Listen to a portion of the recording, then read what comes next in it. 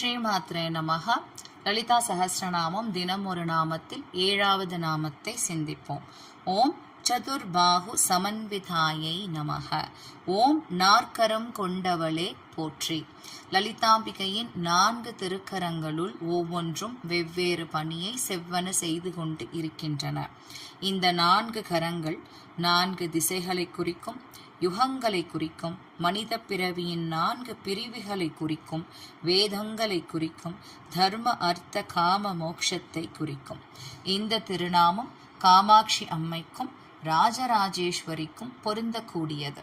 இந்த நாமத்தை தொடர்ந்து ஜபித்து வந்தால் சிறந்த ஆளுமை திறனுடன் கூடிய அதை செயல்படுத்தக்கூடிய செயல்திறனும் மிக அதிகமாக கூடும். முக்கியமாக குழந்தைகள் இந்த நாமத்தை ஜபிக்கலாம். ஸ்ரீமாத்ரே நமஹ.